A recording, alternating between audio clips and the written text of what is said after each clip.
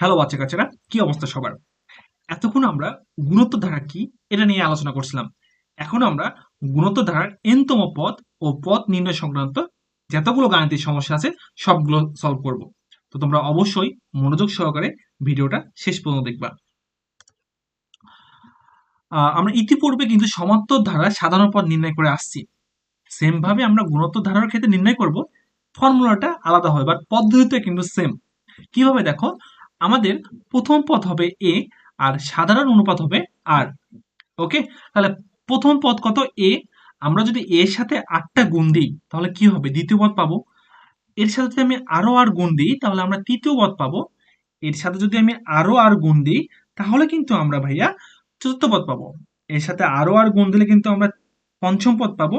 এর সাথে আরো আর গুণ দিলে আমরা তোমার ষষ্ঠ পদটা পাবো। তাহলে কি আমরা এখানে লিখতে পারি না ভাইয়া, বলো তো, যে এইভাবে এটা হচ্ছে আমার এ ইন্টু আর টু দি পাওয়ার 1 - 1, 1 - 1। দেখো 1 - 1 মানে 0, আর কোনো কিছু পাওয়ার 0 মানে কত, 1।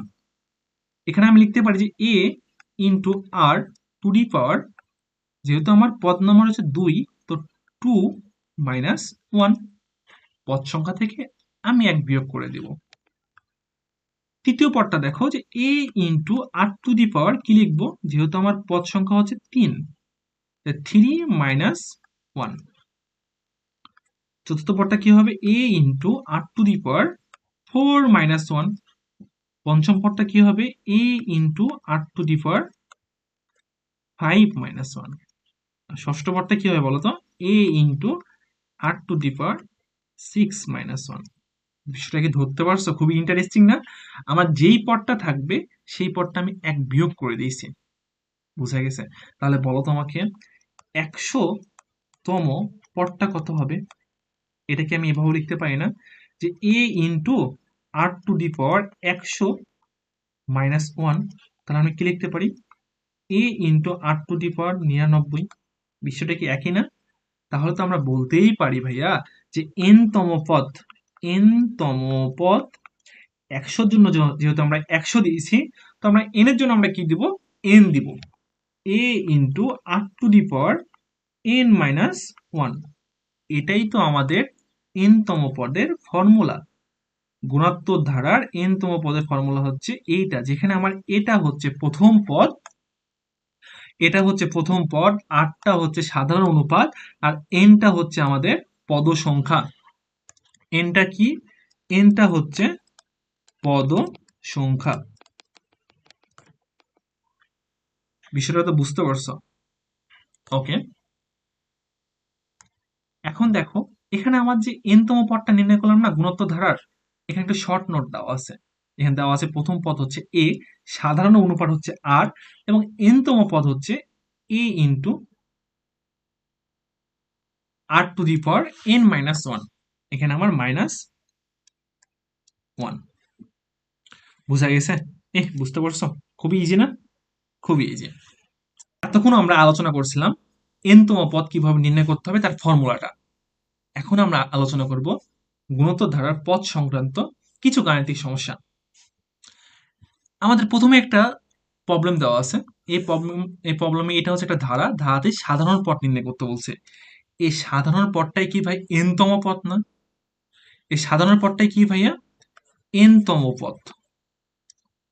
এন তম পদ, তম পদ, তাই না?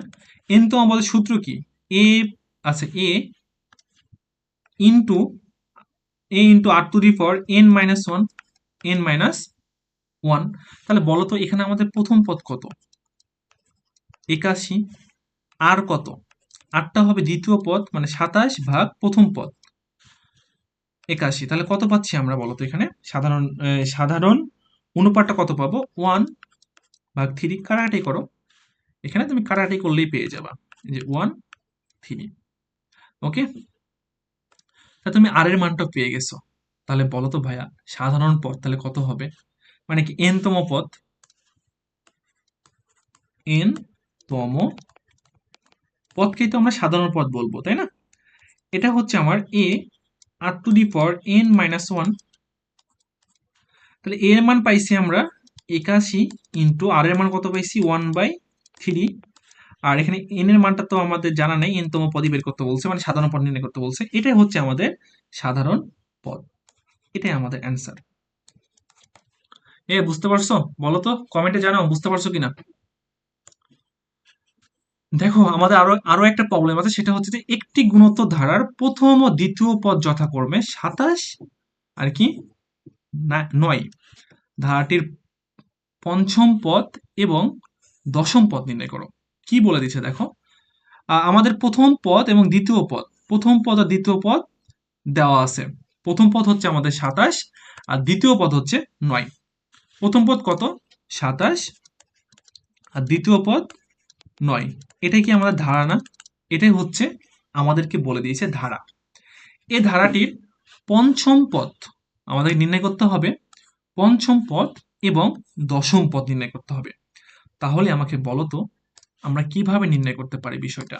আমি এখান থেকে লিখতে পারি যে প্রথম পদ হচ্ছে 27, সাধারণ অনুপাত কত দ্বিতীয় পদ ভাগ প্রথম পদ, 9/27। তাহলে কত পাবো আমি 1/3 পাবো। তাহলে আমাদের n তম পদটা কত, n তম পদ, n তম পদের ফর্মুলাটা কি আছে, a ইন্টু r⁴n-1। আমাদের কি বের করতে বলেছে, পঞ্চম পদ আর দশম পদ বের করতে বলেছে। তো আমরা এখানে লিখতে পারি যে পঞ্চমতম পদ হচ্ছে এর মানটা কত বলতো, এর মানটা হচ্ছে 27 ইন্টু আর এর মানটা কত 1/3, এন এর মানটা আমরা বসাই দেব 5, 5 - 1, তাহলে আমরা ক্যালকুলেশন করলে পাই 27 ইন্টু 1/3^4। এটা আমরা ক্যালকুলেশন করলে পাই 1/3। আর দশম পদ কত হবে, n⁻10 তম পদ হচ্ছে আমাদের 27 ইন্টু 1/3, 10 - 1, শুধুমাত্র n এর জায়গায় 10 বসাই দেব। ক্যালকুলেশন করলে আমরা পাবো 1/729। এটা হচ্ছে একটা উত্তর, এটা হচ্ছে আমাদের আর একটা উত্তর। বুঝা গেছে? বুঝতে পারছো কিনা বলো তো, কমেন্টে জানাও বুঝতে পারছো কিনা। ওকে, এই প্রবলেমটা দেখো কি বলেছে। একটি ধারা দেওয়া আছে, ধারাটির কোন পদ 8√2 হবে। আমাদের কিন্তু আগে n এর মান দেওয়া ছিল, পদ নির্ণয় করতে বলছিল, বাট এখানে আমাদের পদটাই দেওয়া আছে, n এর মানটা নির্ণয় করতে হবে। তাহলে আমার এখানে যেটা যেটা দেওয়া আছে এটা কি আমার n তম পদ না, এটা হচ্ছে n তম পদ। কত দেওয়া আছে 8√2। এখান থেকে আমার কার মান নির্ণয় করতে হবে, এখান থেকে আমার n এর মানটা নির্ণয় করতে হবে। যেখানে আমার a মানে প্রথম পদ কত দেওয়া আছে 1/√2, সাধারণ অন্তর আর দ্বিতীয় পদ কত, দ্বিতীয় পদটা কত দেখো তো, দ্বিতীয় পদটা হচ্ছে -1 ভাগ প্রথম পদ 1/√2। এটাকে যদি উপরে নিয়ে যায় তাহলে -1 ইন্টু √2/1 কত হবে, -√2 হবে। আর কিন্তু আমরা পেয়ে গেছি। তাহলে এখানে বলো তো যে আমাদের n তম পদ হচ্ছে 8√2। তাহলে n তম পদের ফর্মুলাটা কি, a into r⁴n-1 equal to 8√2। এখানে আমার a এর মানটা কত 1/√2 ইন্টু r এর মানটা কত -√2n-1 ইকাল টু 8√2। এই যে 1/√2 কে ওপাশে পার করলাম, তাহলে আমরা কি লিখতে পারি বলো তো, এপাশে আমার থাকবে যে -√2n-1 8√2 ইন্টু √2, √2 গুণ করলে কত হবে 2 হবে। আলটিমেট কত পাচ্ছি 16 পাচ্ছি। তাহলে আমি যদি এখানে একটু ভালো করে লিখি তাহলে কি হবে আমার -√2n-1, আচ্ছা আমি এটা একটু ঘিরে দিই, n-1 ইকাল টু 16। আমাকে বলো তো আমরা যদি এই 16 কে এভাবে লিখতে পারি না যে -√2 এরপরে যদি আমি 8 দেই তাহলে কিন্তু আমরা এই 16টা পাই, তাই না? তোমরা একটু ক্যালকুলেটরে বসাই দেখো জিনিসটা তাই আসবে। এখন আমরা একটা সূত্র জানি তো নাকি, একটা কনসেপ্ট তো অবশ্যই জানি। সেই কনসেপ্টটা কিরকম, যদি আমাদের বেস সমান হয় a to the power x equal to a to the power p, যেহেতু আমাদের বেসটা সমান, তো আমরা এখান থেকে লিখতেই পারি পাওয়ারগুলো সমান। যদি এমন হতো যে আমাদের পাওয়ারগুলো সমান, তাহলে আমরা বলতে পারতাম যে আমাদের বেসগুলো কি হবে, সমান হবে। এই বোঝা গেছে? দেখো এখানে আমাদের বেস সমান ছিল, সেজন্য আমাদের কি হয়েছে, এক্স ইকাল টু পি হয়েছে। আর পরেরটায় আমাদের পাওয়ারই সমান আছে, সেজন্য আমাদের বেস সমান হয়েছে, এক্স ইকাল টু পি হয়ে গেছে। তো সেম ভাবে এখানে দেখো তো আমাদের এই বেসটা কি সমান না, বেসটা সমান, তাহলে কি পাওয়ারগুলো সমান হবে। তাই পাওয়ারে আমাদের কি আছে, n minus one equal to eight, ওয়ানটাকে ওপাশে পার করো, তাহলে n প্লাস ওয়ান, এই sorry eight plus one, wait eight plus one, তাহলে আমাদের কত হবে, নাইন। এটাই কি আমাদের n এর মান, অ্যান্সার। এই বুঝতে পারছো? বলো তো, একটু বলো, সবাই বুঝতে পারছো? ওকে, এবার আমাদের এই প্রবলেমটা দেখো। এই প্রবলেম একটা গুণোত্তর ধারা দেওয়া আছে, বলে এক্স ওয়াই জেড এর মানটা আমাকে নির্ণয় করতে বলছে। এই গুণোত্তর ধারার পদ সংখ্যা কত দেখো তো, পাঁচটা না, যেখানে থ্রিটা হচ্ছে প্রথম পদ, আর পঞ্চম পদটা কত, 243। তাহলে আমি এখান থেকে কি বলতে পারি, যে এখানে আমার এটা হচ্ছে প্রথম পদ, এ ইকাল টু থ্রি, আর এই যে 243টা হচ্ছে আমাদের 5 নম্বর পদ। কেমনে আমরা 5 নম্বর পদ বললাম, পঞ্চমতম পদ হচ্ছে 243। দেখো গণ, 1 2 3 4 5।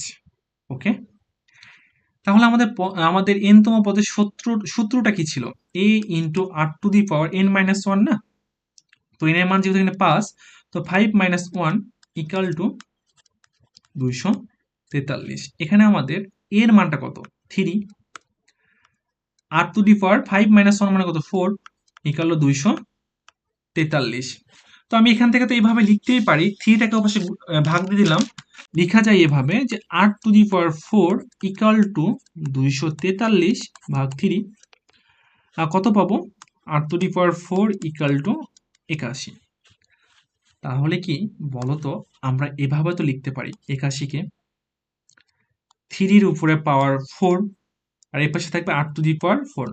দেখো তো এই পাওয়ার আর এই পাশের পাওয়ারটা কি সেম হয়ে গেছে না, যেহেতু আমার পাওয়ার সেম, তো আমাদের বেজও সেম হবে।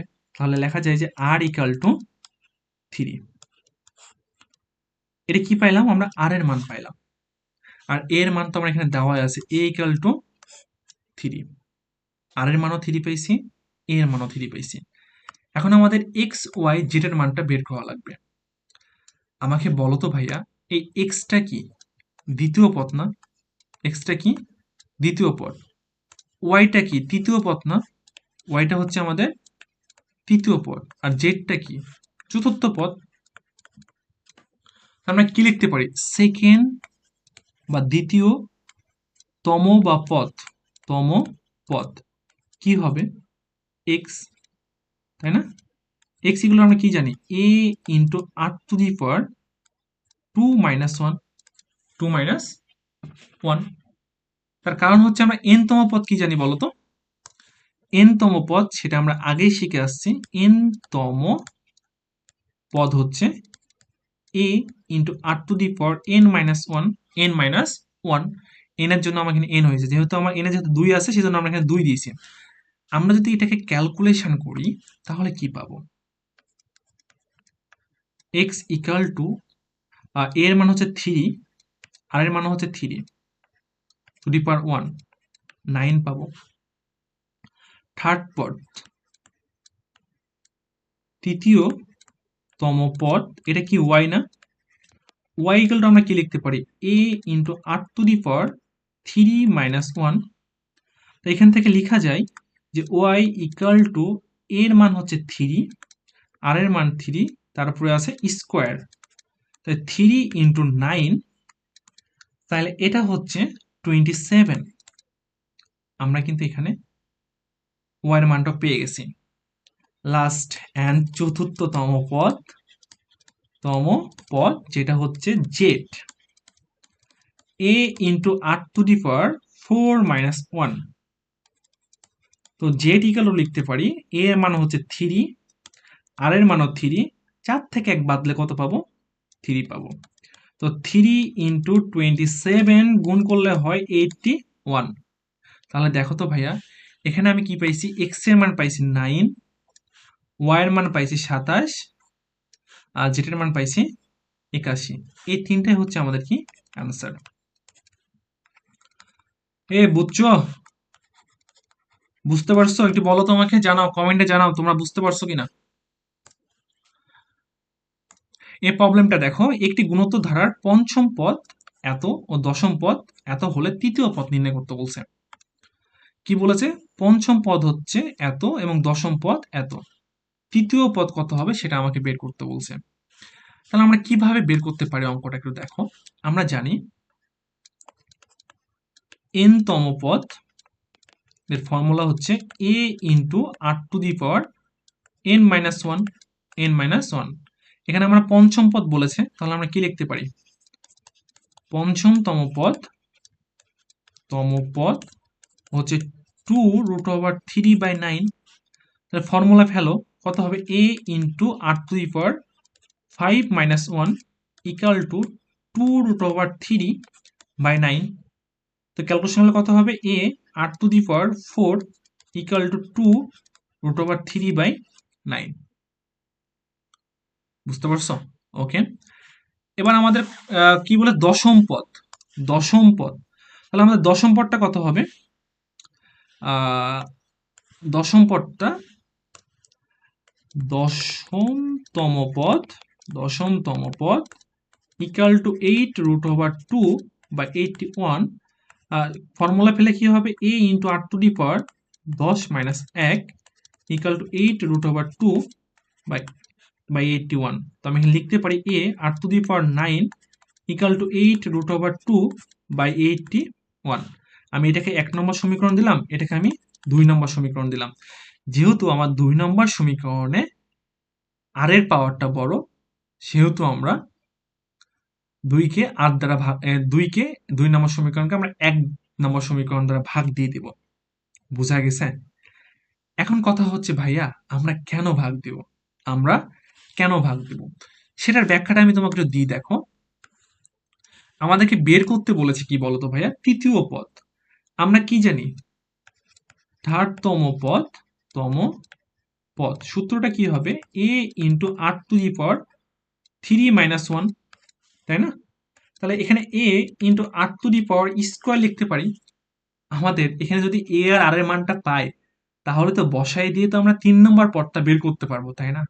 আমরা তো a আর r এর মানটা জানি না। তো এই a আর r এর মানটা বের করার জন্য আমাদেরকে দুইটা শর্ত দেওয়া ছিল। একটা হচ্ছে পঞ্চম পদ, আর একটা হচ্ছে দশম পদ। পঞ্চম পদ থেকে আমরা 1 নম্বর সমীকরণ পাইছি, দশম পদ থেকে আমরা 2 নম্বর সমীকরণ পাইছি। 1 আর 2 যদি সমাধান করি, তাহলে আমরা আর a এর মানটা পেয়ে যাব। যেহেতু আমার এখানে আর এর পাওয়ারটা বড় 2 নম্বর সমীকরণে, আর 1 নম্বর সমীকরণে আর এর পাওয়ারটা ছোট, সেহেতু আমরা 2 নম্বর সমীকরণকে 1 নম্বর সমীকরণ দ্বারা ভাগ করব। 2/1। বুঝতে পারছো? বলো তো কত হবে? a টু দি পাওয়ার 9 ভাগ a two the power a into r two the power 9 a into r two the power 4 equal two আমরা লিখতে পারি 8√2 বাই, আচ্ছা একটু ওয়েট, আমরা এখানে লিখতে পারি উপরে আমার 2 নম্বর সমীকরণটা হবে 8, অন্য কালার নেই, 8√2 বাই 81। 1 নম্বর সমীকরণ কত আছে? 2√3/81। এটাকে যদি আমরা ক্যালকুলেশন করি তাহলে কি হবে? দেখো, এখান থেকে a বাদ, এখানে আমার কয়টা আছে? 4টা আছে। এখানে আমার কয়টা হবে? 4টা যদি বিয়োগ করি তাহলে কত হবে? 5 হবে। ঠিক আছে? এটাকে আমরা কিভাবে লিখছি জানো? যে a বাদ, তাহলে r two the power 9 minus 4, তাহলে কত হবে বলো তো? r টু দি পাওয়ার 5 হবে না? r টু দি পাওয়ার 5 হবে। আর এখানে আমার লেখা যায় যে 8√2/81, এই 9টা যাবে উপরে, আর এখানে কি থাকবে? 2√3। তো এখান থেকে আমার কাটাকাটি হয় না, বলো তো কি কি কাটাকাটি হয়? এই 2 আর 2 দিয়ে 8 কে কাটাকাটি করলে কত হয়? 4 থাকে। এই 9 দ্বারা 81 কাটালে কত হয়? 9 থাকে। তাহলে আমি এখান থেকে লিখতে পারি যে 4√2 বাই 9√3। বুঝছো? দেখো, তাহলে আমরা আলটিমেট কি পেলাম বলো তোমাকে? আলটিমেট আমরা কি পাইলাম? আলটিমেট আমরা পাইলাম এখানে যে এটা ক্যালকুলেশন করলে কি পাবো, এতটুকু, যে 8⁻9 - 4 মানে 8⁻5, 8⁻5 ইকাল টু এ পাশে থাকবে 4√2 বাই 9√3। এখন আমাকে বলো তো ভাইয়া, এই 4√2 বাই 9√3 আমরা যদি পাওয়ারটা পাস যদি আমরা সেম করতে চাই, আমরা যদি এই কাজটা করি, √2 বাই √3 কে যদি পাওয়ার পাস করি, তাহলে কিন্তু আমরা এটা আবার ফিরে পাই। তা দেখো এই পাশেও আমার কি হয়েছে, 8⁵ পাওয়ার পাওয়ার সেম হয়ে গেছে না? যেহেতু আমার পাওয়ার পাওয়ার সেম, তাহলে আমরা কি লিখতে পারি? আর ইকাল টু √2 বাই √3। ভাইয়া বুঝছো?